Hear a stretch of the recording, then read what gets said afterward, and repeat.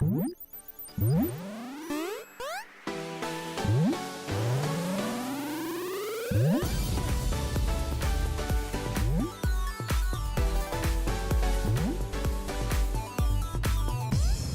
guys, and welcome back to episode number 5 of my new YouTube video series, The School of Hard Knocks. Today we'll be finishing up with 2 more battles from the team I've ran all week, which is the team I ran at the recent London International Championships. And tomorrow we'll finish the whole little series of this team off with a team analysis. So I'll go through how I built the team, my thought processes behind why I made certain decisions, picked certain Pokemon, the EV spreads, how I came up with them, the move sets and everything like that, and all the information so you guys will get a good understanding of why and how I built this team. I will also link a paste bin to the team, so if any of you guys have watched these series of videos and you want to try it out, then you can feel free to go and do that. But without further ado, we're just going to jump straight on to the battle spot. Again, we are playing the World Championship Series rules, which is the equivalent of the VGC 17 Video Game Championships rules this year. And hopefully we have some good games. So I'm just going to get us on the battle spot, and hopefully we can quickly search for an opponent, get an opponent, and provide you guys with some great battles. So here we go. I'll just run through the team quickly again, what I'm running, as soon as it boots up. So, I am running Gyarados, Crocodile, Alolan Raichu, Alolan Marowak, Celesteela, and Tapu Koko. So, yeah, through this week, I feel like we've had some good games, we've had some seriously lucky games, we've had some exciting games with the Crocodile. The Crocodile's pulled through. I really love the Crocodile. I just think Crocodile's just such a good Pokemon. Especially with, we haven't really got that many dark type Pokemon in the Alolan Dex, so it's, oh no, we've had an error. Sorry about this guys, I will quickly just log us back on. I might edit this part of the video out. Hopefully it doesn't take too long to log on. It took me ages before because I had to sync the game, and that seemed to take about 10 minutes, so hopefully this won't take too long. But like I was saying with Crocodile, we're not really spoilt for choice with dark types in this format, and there are a lot of psychic types, there are a lot of ghost types that are quite threatening in the format, and dark's quite a nice type, especially with how popular at the minute the psychic Z move seems to be. So just having a nice switch in for that sometimes is just, you know, something to think about on your team build. And obviously Marowak's huge.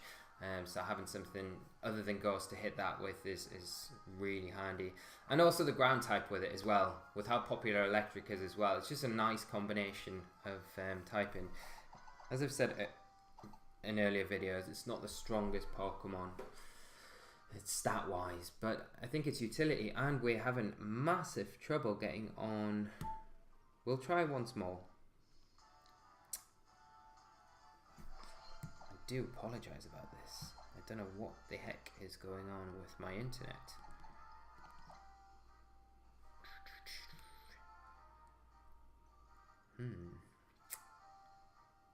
I probably will edit this part of the video out, to be honest, because it's just, no one wants to watch me logging on to BattleSpot. You guys can all do that from home. So yeah, it'd be really great to hear for the people that are watching the videos, just to hear, you have some feedback, how you think the video series has gone, and what your thoughts are on the video so far. I am quite excited for the next series of videos that I'm currently working on, finishing off a team that I've got for that, and the team's got some really cool features in it, so hopefully, and there's probably quite a few niche picks that you probably won't have seen too much of so far. I'm not going to change the trainer music because every time I've done that we've had an error. So we're sitting on quite a nice rating at the minute. We're 1682. We've played 20 games, we've won 16 of those and lost 4. So hopefully it is searching, and it hasn't dropped out just yet, so let's hope we do find an opponent quite quickly. yeah, so just going through the team again, we've got Gyarados, Crocodile, Alolan Raichu, we've got Alolan Marowak, Celesteela, and Tapu Koko. One of the things I'm finding with the team is I'm not really bringing the Marowak to many matches. So I don't know if that's something in the future that could be changed around. Possibly even the Gyarados. We could look at changing the Gyarados slot, changing the Marowak slot, and just changing the team up. I do think... so we've got Gareth as our first opponent from the United Kingdom. And he is running a team of Tapu Bulu, Politoed, Alolan Muck, Crocodile, Magnezone, and Starmie. So this is quite a cool team. He's got a nice even mix of special attackers and physical attackers. Let's think what we want to do here. The Gyarados isn't too bad. I'd probably go... Let me think what we can do here, because the Magnezone's a big issue. Although the Marowak deals with it quite nicely, but then we've got the Muck, which is a problem. I think the Crocodile's nice here, but then it's threatened so hard from the Tapu Bulu and the Politoed, and even the Starmie, really. They're all going to hit it quite hard. Let's think what we can do. Celesteela's not bad with the Marowak as well. Should we bring the Marowak this game? I do like Tapu Koko in this match though, just to have a way to change the field effect. I think we'll bring Crocodile, and I'll lead Alolan Marowak, Tapu Koko, and Celesteela. And we'll see how this does.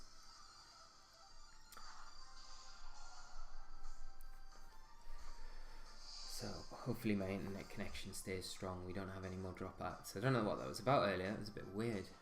It's always worrying when that happens. I haven't checked the global link or anything like that, you know, when it goes down for maintenance, so I didn't know whether it might be that or not. But no, we've got a battle. So let's see what Gareth is going to lead off with. I've gone with a bit of an obscure lead with Crocodile and Alolan Marowak, and he has gone for a lead of Starmie and Muck. So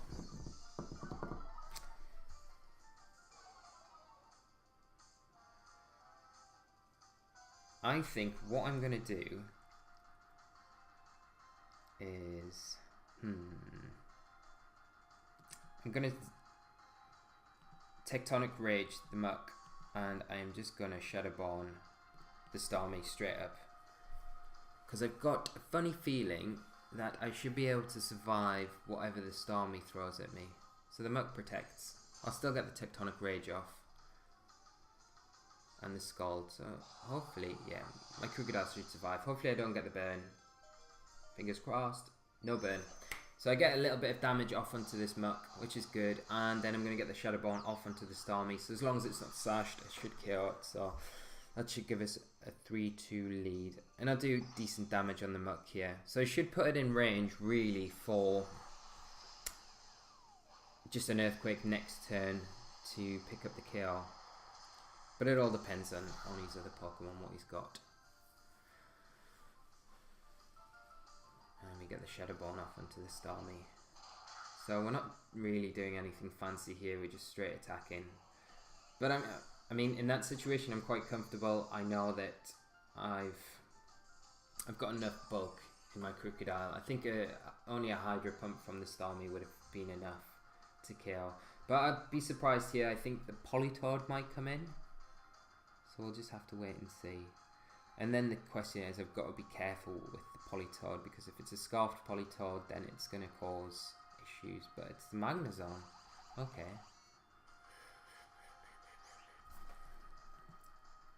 Neither of these get Earthquake. Wide Guard. So I'm free to just Earthquake here. What I'll do, I will switch in... No, I'm not going to switch anyone in. I'm going to just protect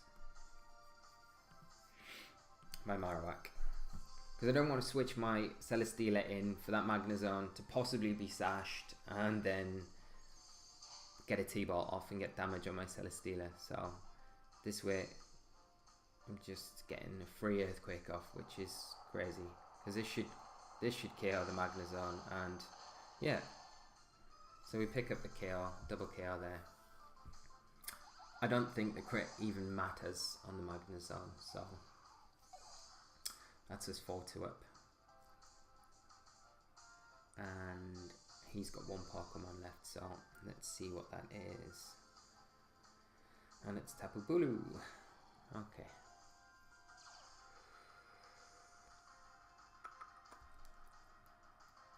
So what I'll do, I'll switch out my Crocodile. So I've at least got an Intimidate to cycle if anything goes severely wrong, and I'm just going to Flare Blitz into the Tapu Bulu. So this should do decent enough damage with the Celesteela left to kind of clean the matchup. But he just forfeits anyway, so we win.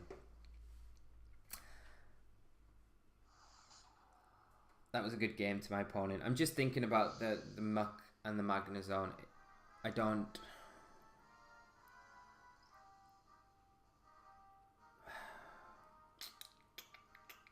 Surely the Tapu Bulu, I think for my opponent in that situation, the Tapu Bulu would have been the better thing to switch in, because he's weakening my Earthquake at that point, so the Muck would definitely survive. So then it's putting a lot more pressure onto my Marowak.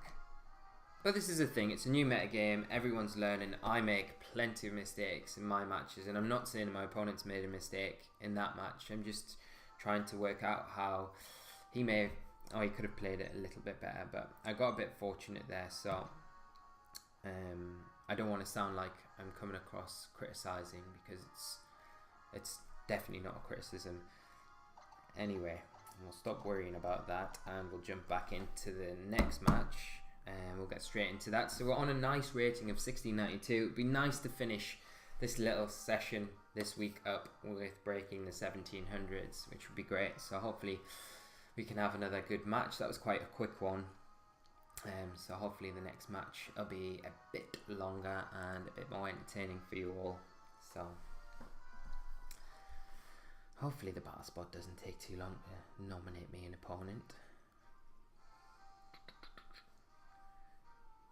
Just trying to think of things that I want. I don't really want to go into too much detail, because I don't with the team right now, because with me doing the analysis tomorrow, I don't really want to spoil too many things, and I want to leave as much content as I can kind of cover in the analysis. So we've got an ex-opponent from Italy, Law, with a really high rating of 1830, and he is running a team of Alola Ninetales, Gastrodon, Alola Marowak, Celesteela, Tapu Lele, and Porygon 2. So, let's see what we can do in this situation.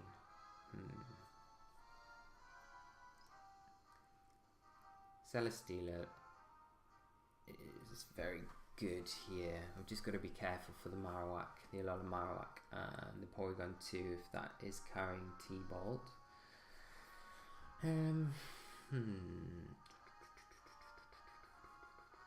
As I've said before as well, I don't have many real solid ways around the Gastrodon. So what I might do is lead Raichu, Crocodile.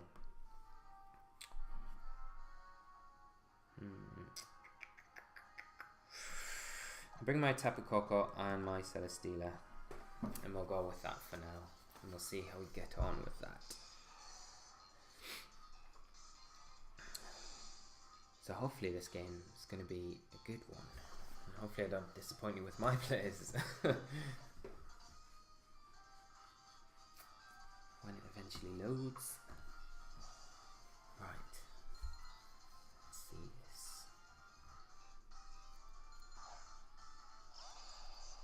So I'm going to lead off with Alolan Raichu and Crocodile, and he's going to lead off with the Ninetales and the Porygon 2. So, I've got the option here to taunt straight onto the Porygon 2 and just fake it out onto the Ninetales.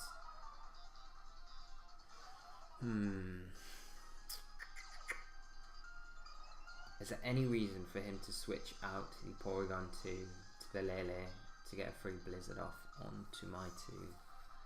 I know my Crocodile will survive a Blizzard, but yeah, I'm gonna just go for it. I'm just gonna go for the straightforward play. I'll fake out the Ninetales, and I will taunt the Porygon 2. Hopefully he doesn't switch in the Lele for the Porygon 2, stopping my Blizzard. So no, we don't. We get the Fake Out onto the Ninetales, break the Sash, and we're going to get a taunt off straight onto the Porygon 2. So hopefully we'll stop the Trick Room, which is huge. Great. So yeah, he went for the Trick Room there.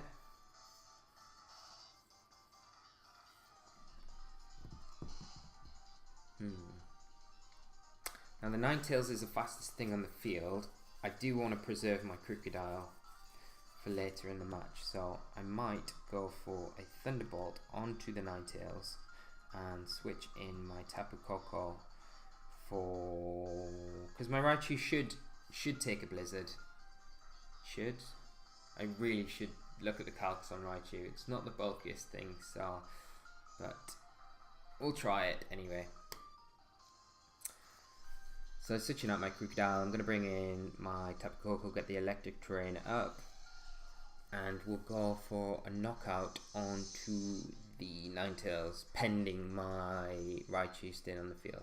So the Ninetales are just going to protect, just burn that turn, and let's see what this Porygon 2 is going to do.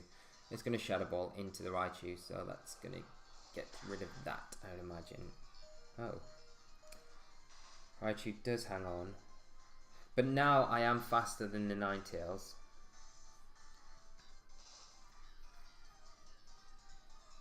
And I would imagine the Ninetales to switch out here.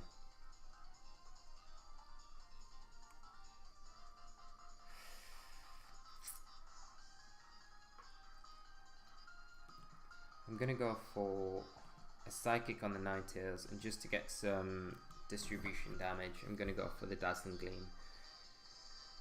I wouldn't be surprised if the Marowak switches in here. Yeah, so we get the Marowak in. Psychic should do decent damage, and I should hopefully pick up the KO with the Dazzling Gleam. But my Raichu's going to go down this turn regardless because of the hail damage. So we get rid of the Ninetales. And what I will do now is I will bring in my Crocodile for my Raichu.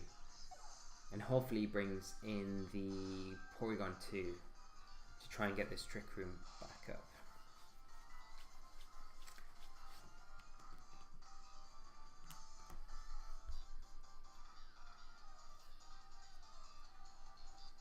Oh, it's the Gastrodon. Okay.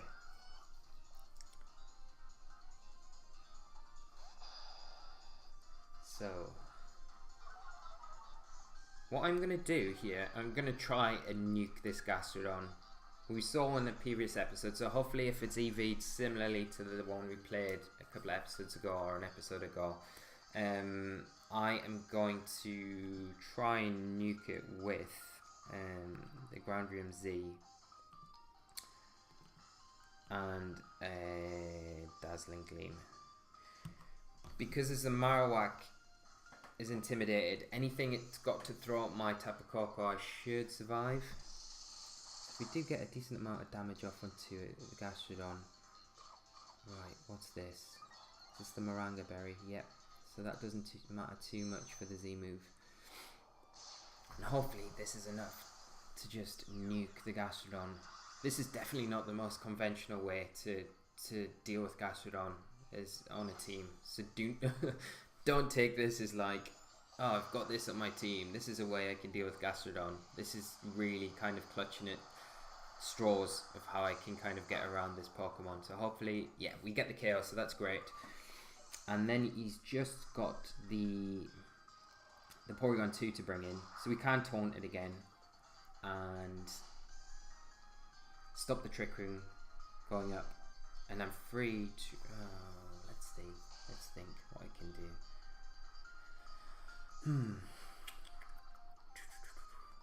I will taunt onto the Porygon 2, and I'm just going to Hidden Power Ground into the Marowak. I would imagine he's probably just going to attack, straight up attack into my Crocodile. I imagine he's probably got the Ice Beam. He might even have Blizzard, I don't know. But I think the most important thing here is for me to stop the Trick Room. being set up. So the Marowak protects. Hopefully he's going to go for the Trick Room. I'll go for the Hidden Power Ground into the Marowak just to get some additional chip damage off. I'll go for the Taunt onto the Porygon 2.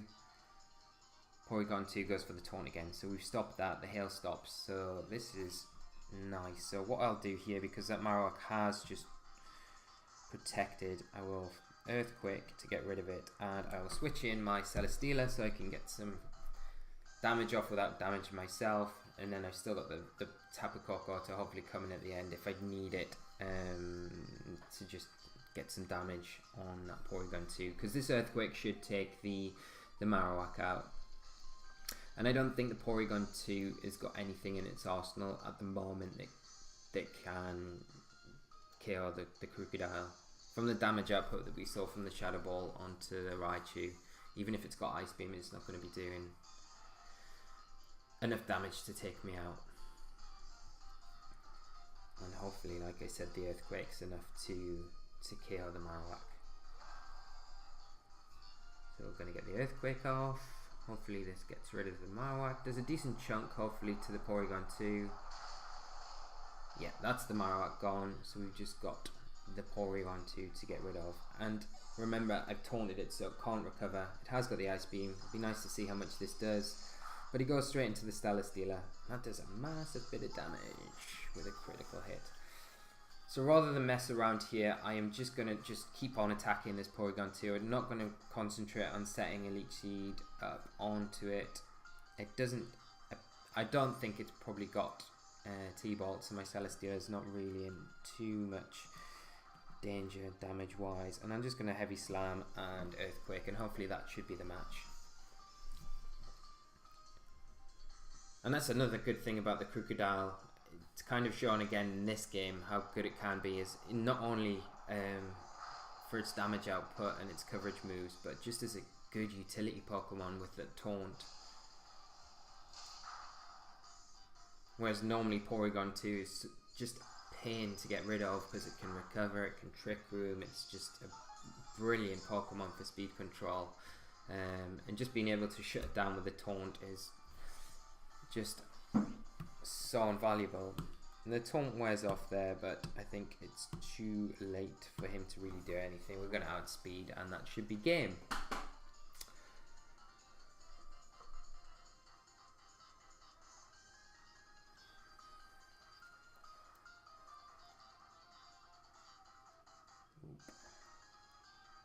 Hopefully he's not disconnected. No, the match is forfeit. So thanks so much for the game. That was a great game and a brilliant way to finish off the battles with this team. Like I said, I do really enjoy playing this team. I enjoyed putting it together, making the spreads and things, and I hope tomorrow that you'll enjoy the analysis and get a good understanding, a bit of a better understanding of the team. So without saying any more, thank you so much for watching again. I really appreciate all the support I'm getting, and everyone's been so kind and supportive with my videos since I started kind of putting them up this week. So I just hope you kind of continue enjoying them. And like I always say, if there's any comments or any criticisms or anything like that, leave them in the comments below and I will get back to you. I'm kind of doing this for you guys, so hopefully it helps people get introduced to the game, and hopefully along the way I can teach you a few things. So I will see you guys tomorrow for the team analysis video, and until then, you guys take care and enjoy the rest of your days. So see you guys, bye.